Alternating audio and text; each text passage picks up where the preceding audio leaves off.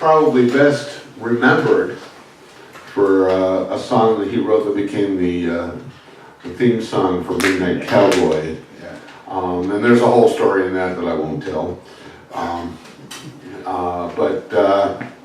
But interestingly enough, the song that made him the most money was a different song.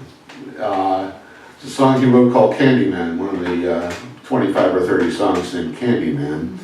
But he wrote this song called Candyman, and Roy Orbison recorded it. It was the B-side for Cry. Okay. Crying. Yeah. And of course, when the A-side becomes a hit, the B-side sells just as many copies. And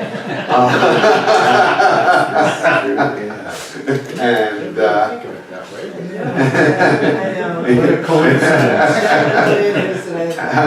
Isn't that funny? Yeah, you never think about it. Never thought about that. Never thought about it. Yeah, so, and then when the Best Of anthologies came out, it was generally included, because it was the B-side and it sold a lot of copies. That's why it was funny. Well, he lived off those royalties. Yeah. Between those two songs. Yeah. He had a good long ride. Yeah, well, Not long enough, but. no, and he was a huge influence on so many people. He was part of the Greenwich Village scene in the 60s.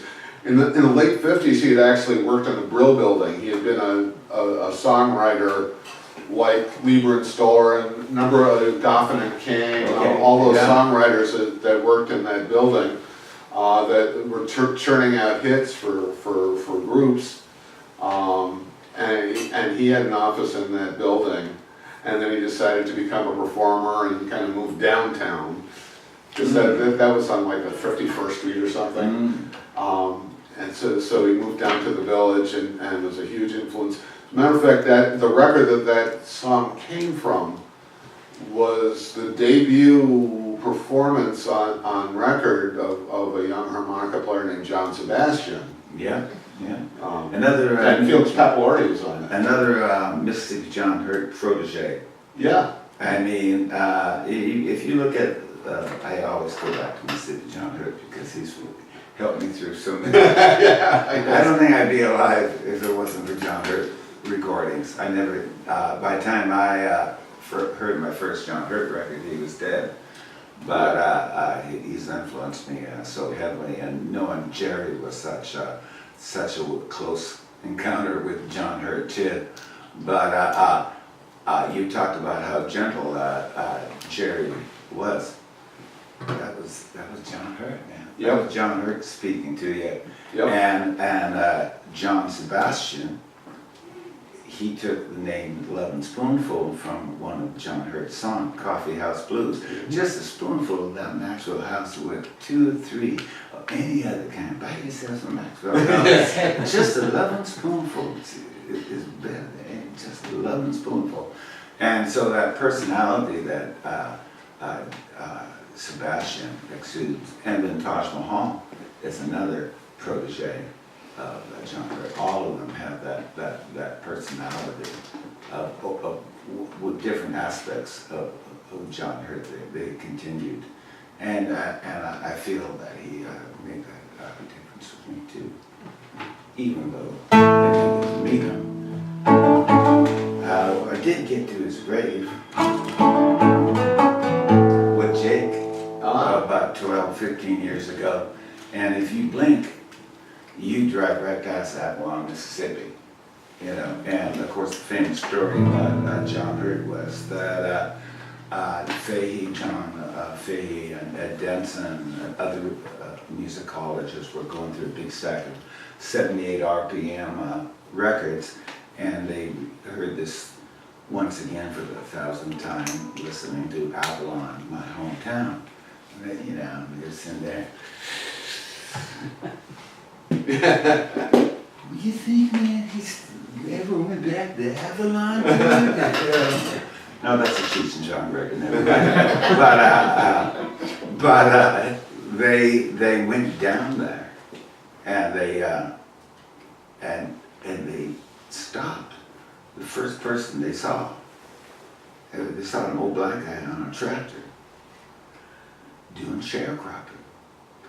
And they stopped and said, hey, by any chance, you know a guy named Mississippi John Hurt? He's supposed to live in, or at least lived in Avalon one time, and recorded.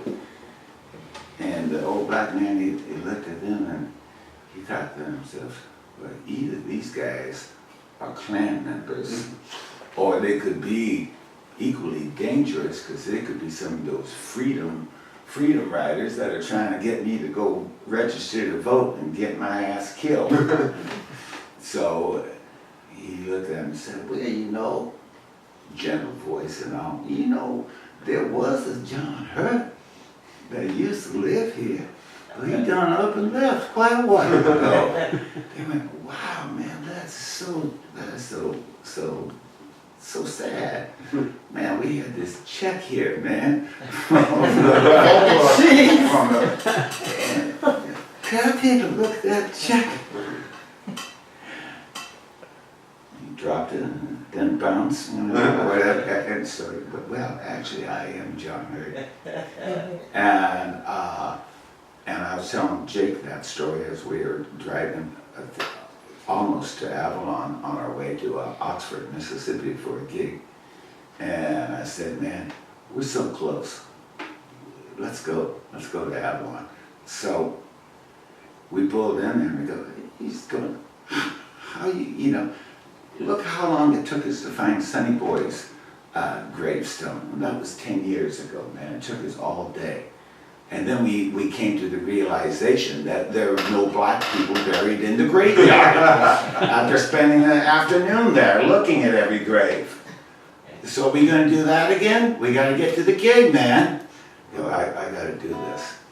So we pulled off there, and first thing I saw was an old black man on a tractor. No lie. So I said, this is how we're gonna find out. And he said, oh, I know where that is. He's buried. Yeah, he ain't buried in no graveyard. He's buried in the family plot. And he gave us directions, and we go up this hill, and it was springtime, and half the hill was gone with mudslides and red clay.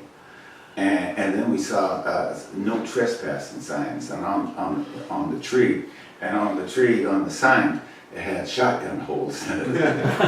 and as Jake's van started slipping and sliding, and he's going, man, let's get out of here while we still can. And I go, I'm not going anywhere. So I had a little fit, and I got out of the van. And he goes, get back in here, man.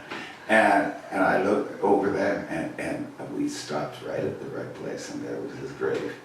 And we played a little music and carried on. So, Candyman.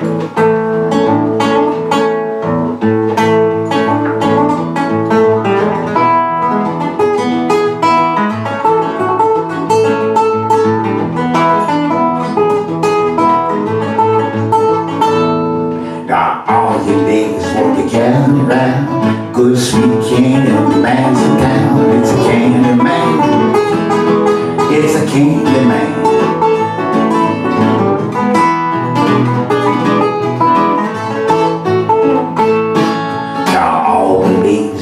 Jones said, all she the candy man stick the bed. It's a candy man, the candy man.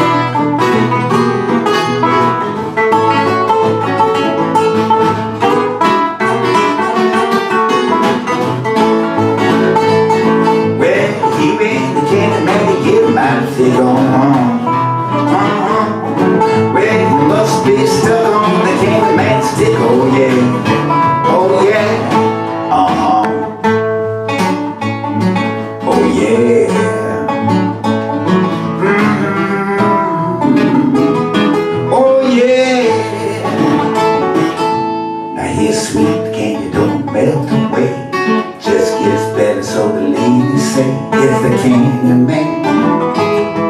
The Candy Man.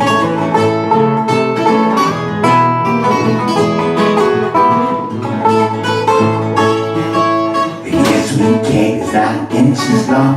Says the fast hawk chew is calm. It's the Candy Man. Candy Man. Slip and slide.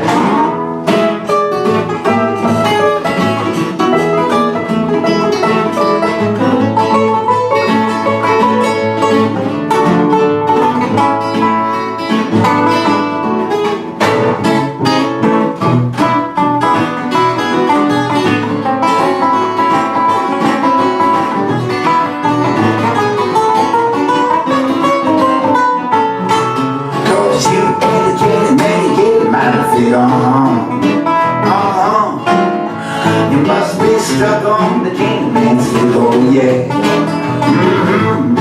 Oh yeah.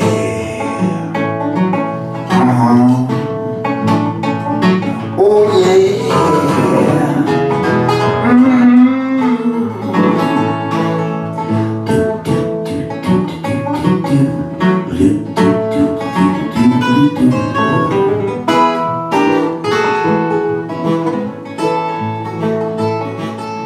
Don't stand close to the Candy Man. Might slip a candy stick in your hand. It's the Candy Man. The Candy Man. The Candy Man. The Candy Man. Now you and the Candy Man together might fit.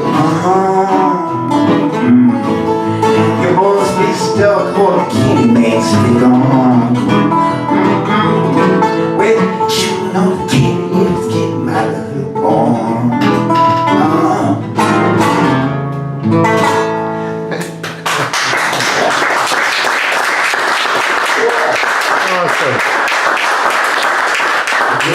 Classic John Hurt.